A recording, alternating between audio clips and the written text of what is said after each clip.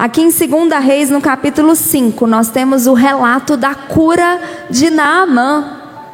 Naamã era um homem muito importante, era um homem distinto, um homem de autoridade. E ele tinha lepra.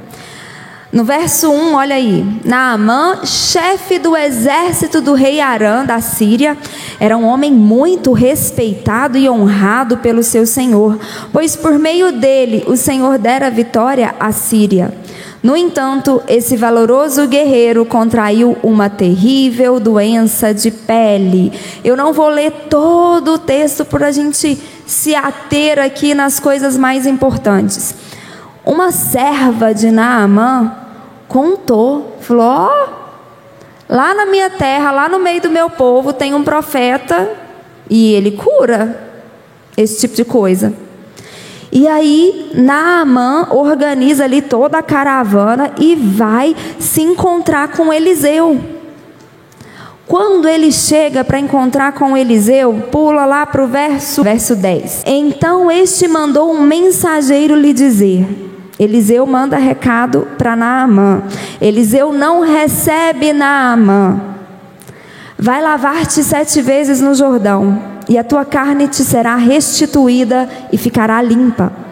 No entanto, Naamã, sentindo-se insultado, retirou-se reclamando: eu imaginava que este homem viria me receber pessoalmente, invocaria em pé o nome do Senhor, o seu Deus, moveria a mão sobre as feridas e me curaria dessa enfermidade horrível na minha pele.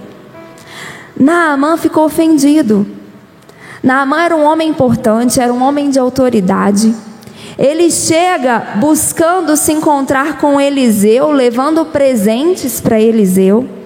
E Eliseu não recebe Naamã, não vai encontrá-lo pessoalmente. Naamã se sente ofendido. Quem aqui se sentiria ofendido no lugar de Naamã? Vamos falar a verdade? Quem aqui? Você está indo ver alguém, você está levando presente para essa pessoa, você quer um favor dessa pessoa, é verdade. Mas você é uma pessoa importante, você é uma pessoa honrada, você é uma pessoa de autoridade, chefe do exército. Além de tudo, ainda é perigosa. Eliseu não quis recebê-lo pessoalmente. Manda recado: você quer ser curado? Vai lá no Jordão, mergulha 7 vezes e você vai ser curado. Naamã, acho que o sangue subiu, né? E chefe do exército, ele devia ter um temperamento bem, né? Olha o que aconteceu, olha o que a gente vê relatado no verso 12, olha o que ele continua reclamando, Naamã. Porventura os rios de Abana e Farfar de Damasco não são melhores do que todas as águas de Israel? Não poderia eu lavar-me neles e ficar curado? E voltando as costas, retirou-se indignado. Contudo, seus servos, aproximando dele, aconselharam: Aba, meu pai e mestre, mesmo que o profeta te houvesse ordenado algo difícil, não o terias realizado? Quanto mais agora que ele simplesmente te orienta: lava-te e serás purificado. Eu quero chamar a sua atenção aqui. Se você está com a caneta na sua Bíblia, circula o verso 11, o verso 12 e o verso 13. No verso 11 a gente vê Naamã externando a expectativa que ele tinha do encontro dele com Eliseu. Quando ele estava lá na casa dele e a serva dele contou que em Israel tinha um profeta que operava vários sinais, que curava várias pessoas, que curava as pessoas de lepra, gerou uma expectativa no coração dele. Eu achava que ele ia vir na minha presença, que ele ia clamar, que ele ia passar a mão sobre as minhas feridas. Eu e você somos iguais. Nós geramos expectativas em relação a como Deus vai solucionar os nossos problemas, em relação a como o milagre vai acontecer na nossa vida. Deus não tem compromisso com as nossas expectativas. Naamã se frustrou. E a atitude de Naamã, muitas vezes nós fazemos igual. Ele se frustrou, ele não teve o que ele esperava, ele não encontrou aquilo que ele esperava. Ele ficou indignado, ele ficou revoltado. E no final do verso 12 diz que ele, voltando as costas, retirou-se indignado. Ao invés de insistir, contrário àquela mulher, lembra daquela mulher sírio-fenícia? Que a Bíblia diz que ela ia gritando atrás de Jesus, clamando para Jesus fazer o milagre. Jesus vira para ela e fala: mas eu vim foi para os filhos de Israel. Vocês lembram dessa passagem? Ele fala: não posso tirar dos filhos para dar para os cachorrinhos. Aquela mulher, ela não se sentiu indignada. Aquela mulher, ela não se sentiu... Não, ela continuou insistindo: Senhor, mas até os cachorrinhos comem das migalhas que caem da mesa dos seus donos. Naamã não insistiu. Naamã se indignou, Naamã frustrou, Naamã estava virando as costas e voltando para casa, do mesmo jeito, com a lepra no corpo dele. Quantas vezes porque nós ficamos frustrados, porque nossas expectativas não são correspondidas, a gente desiste, a gente vira as costas indignado, afrontado: como é que pode me tratar desse jeito? Quanto tempo tem que eu sirvo a Deus? Quanto tempo tem que eu estou orando, jejuando por esse milagre e não acontece? E chuta o balde, né? Como diz, chuta o pau da barraca. E abandona o objetivo, abandona o propósito. Só que Naamã estava cercado por pessoas sábias. E aí está uma lição para a gente aprender. Nós precisamos nos cercar de pessoas que vão dar aquele puxãozinho de orelha, de pessoas que vão virar e falar: mas, meu Senhor, se Ele tivesse falado uma coisa muito difícil para você fazer, se Ele tivesse te desafiado, você não ia fazer? E ia, gente, porque o homem era chefe do exército, desafio era com ele mesmo. Por causa dos conselhos daqueles que estavam ao redor de Naamã, Naamã vai até o Jordão. Ele entra no Jordão e no verso 14, ele desceu ao Jordão, mergulhou 7 vezes conforme a orientação do homem de Deus e ficou completamente curado. Sua pele tornou-se sadia e limpa como a pele de um menino. Não foi um mergulho, não foi 2, não foi 3, foram 7. E aí eu circulei aqui na minha Bíblia esse verbo. Eu não sei como que está na sua, que a gente tem várias versões. Na minha está: a sua pele tornou-se. É um processo. E eu fiquei imaginando: Deus, será que a cada mergulho uma ferida secava? Dava um mergulho, eu imagino isso. Naamã não estava querendo mergulhar naquele rio. Ele achava a água do Jordão meio suja. E eu imagino ele mergulhando e olhando a pele dele. Aí mergulhava o segundo, olhava, parece que está diminuindo, mas não sei não. Deu o terceiro, é um processo. Tem um outro exemplo de uma cura que foi acontecendo por processo, também de leprosos. 10 leprosos que procuraram Jesus. Vai comigo lá em Lucas 17. Lucas 17, verso 11. A caminho de Jerusalém, passou Jesus pela divisa entre Samaria e Galileia. Ao chegar num povoado, 10 leprosos foram em sua direção e ficaram a certa distância. Aos gritos chamaram pelo seu nome: Jesus, mestre, tem piedade de nós. Ao vê-los, ordenou-lhes Jesus: ide e mostrai-vos aos sacerdotes. E aconteceu que, enquanto eles caminhavam, foram purificados. Opa! Se o leproso chegasse diante do sacerdote, se mostrasse para o sacerdote, ele ia falar: o que você veio fazer aqui? Você continua leproso, você continua doente. O ex-leproso, a pessoa que foi curada de lepra, depois da sua cura, se mostrava para o sacerdote, porque o sacerdote examinava e dava lá o atestado de cura. Realmente você está curado, pode voltar a conviver com todo mundo. Os leprosos não viviam dentro das cidades, eles ficavam fora, porque é uma doença altamente contagiosa. Os 10 leprosos, quando Jesus falou, eles não foram curados. Jesus deu uma ordem: vai e apresenta ao sacerdote. E aqui a gente leu que enquanto eles caminhavam, eles foram curados. Naamã mergulhou uma vez, levantou leproso.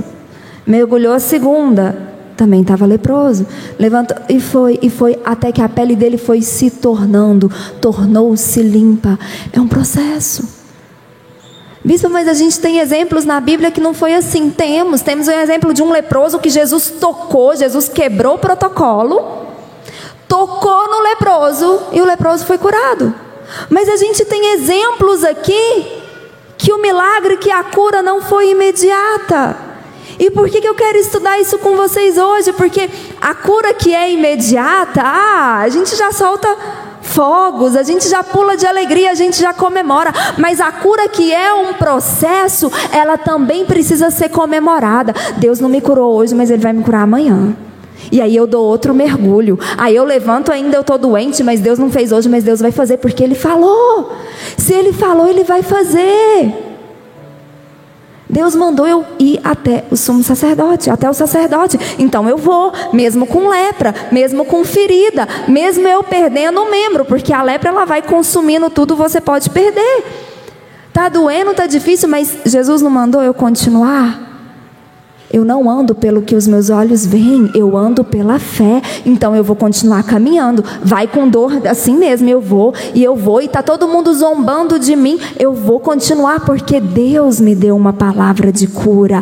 Deus me deu uma palavra que tudo que a igreja ligar na terra vai ser ligado nos céus. Deus deu essa autoridade. Eu estou debaixo da autoridade que Jesus constituiu a igreja. O milagre ainda não aconteceu, mas ele vai acontecer. Então eu vou continuar caminhando, eu vou continuar perseguindo o alvo.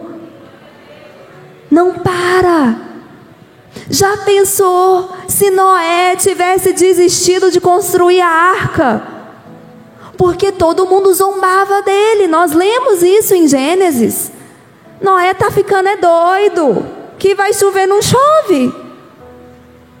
Deus falou, continua. É um processo. A falta de milagre não pode te paralisar.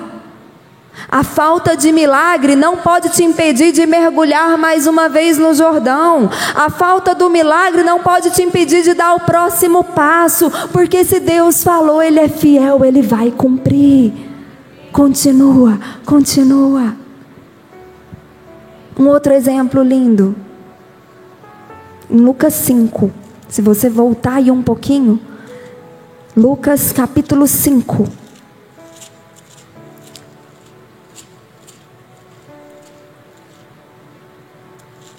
Deixa eu ver se eu anotei certo, né, gente? Que às vezes a gente anota errado. Peraí. Lucas 5. É Lucas 5 mesmo. No verso 4. Assim que acabou de ministrar, Jesus dirigiu-se a Simão e aos demais e lhes pediu: ide para as águas são mais profundas e lançai as vossas redes para a pesca. Ao que replicou Simão: mestre, tendo trabalhado durante a noite toda, não pegamos nada. Não pegamos nada. Todavia, fala todavia, confiando em tua palavra, lançarei as redes. Eu quero que você tente imaginar o contexto que Simão estava. Ele tinha uma empresa de pesca. Ele tinha sócios nessa empresa. Ele já tinha trabalhado a noite toda. E a pesca tinha além de todo o trabalho psicológico que ele tinha que fazer para estar ali de madrugada trabalhando, tinha o esforço físico. Não pescou nada. Já estava aqui, já era de manhã. Ele ainda estava por lá porque ele estava limpando as redes. Ele precisava limpar as redes, porque aí na outra noite, na outra madrugada, ele ia ter que ir lá pescar de novo, porque ele tinha que, como se diz, tem que pagar as contas, não tem? Tinha que pôr comida dentro de casa. Então ele estava limpando as redes para poder ir para casa, encontrar com a sua esposa, dormir um pouco, descansar. Quem já varou a noite assim trabalhando? Eu já. Cansa ou não cansa? Tem um cansaço físico, tem um cansaço emocional, tem um cansaço psicológico. Era isso que ele estava passando. Só que quando a gente trabalha à noite, aqui eu e você, no final das contas a gente recebe, né, o salário. Simão trabalhou a noite toda e não conseguiu nada, não faturou nada. Talvez lá dentro ele devia ter pensado, por que eu não fiquei em casa, né? Pelo menos tinha dormido do lado da minha mulher. Ele estava frustrado, ele estava cansado, ele estava exausto, limpando as redes. Acho que ele estava assim, né? Terminei de limpar, devia ter dado uma olhada assim. Jesus estava finalizando a pregação. Ele falou, graças a Deus que aí eu prendo o barco aqui e vou para casa. De repente Jesus fala para ele, vai de novo, vai lá sujar a sua rede de novo, porque Simão não sabia que ele ia pescar aquele tanto de coisa. Ele não sabia que ele ia precisar de ajuda de outro barco, não. A gente lê aqui e às vezes né, a gente fica, mas ele não sabia. Então enquadra isso na sua vida, porque embora a gente creia e a gente tenha aquela certeza, porque fé é isso, é eu ter certeza que Deus vai fazer, eu não sei se vai ser agora. Pode ser que Deus esteja provando a minha fé. Pode ser que eu vou jogar as redes e eu vou puxar e vai vir só lata. Mas ele mandou ir.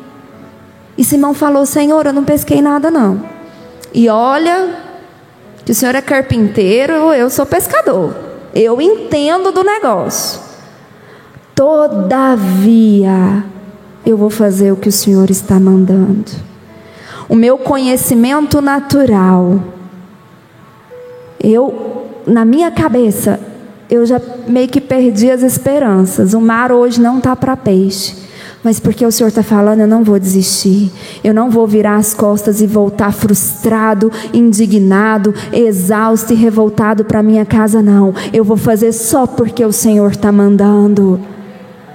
A ausência do milagre não pode te paralisar. A ausência do milagre não pode te fazer desistir. Se ainda não aconteceu, continua, porque Deus é fiel. Vai acontecer.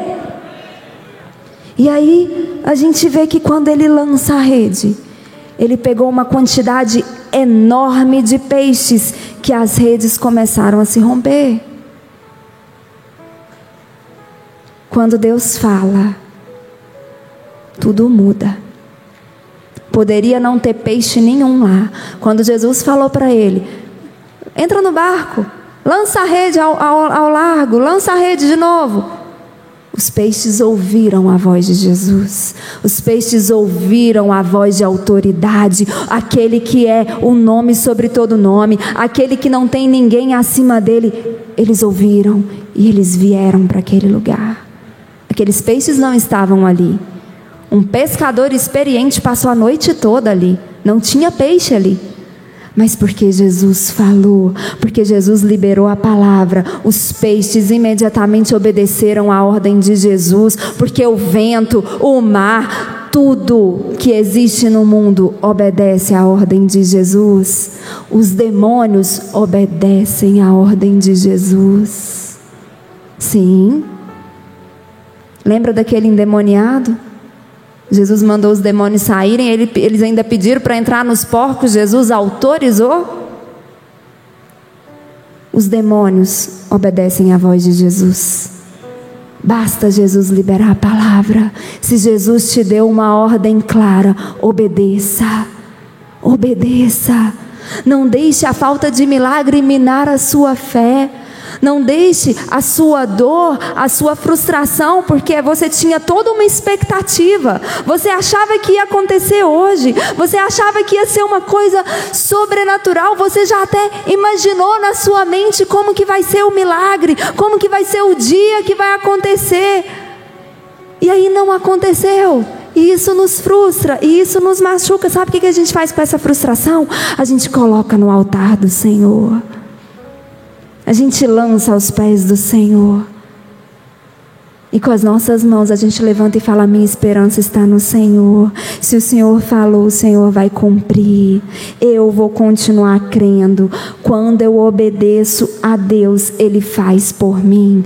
Quando eu obedeço a Deus, a lepra desaparece. Quando eu obedeço a Deus, onde não tinha peixe, transborda de peixe. E volta lá no capítulo 17. Na história dos 10 leprosos, verso 14. Aconteceu que enquanto eles caminhavam, foram purificados. Um dos 10, observando que fora curado, retornou, louvando a Deus em alta voz, e prostrando-se com o rosto em terra aos pés de Jesus, muito lhe agradeceu. E este era samaritano. Então Jesus questionou: não foram purificados todos os 10? Onde se encontram os outros 9? Não se achou nenhum outro que voltasse para render glória a Deus, a não ser esse estrangeiro? Então Jesus declarou-lhe: levanta-te e vai, a tua fé te salvou. Os leprosos, eles estavam atrás da cura física. E não foi apenas esse um leproso samaritano que foi curado. Nós lemos aqui no verso 14 que todos foram curados. Todos os 10 foram curados da sua lepra, da sua doença física.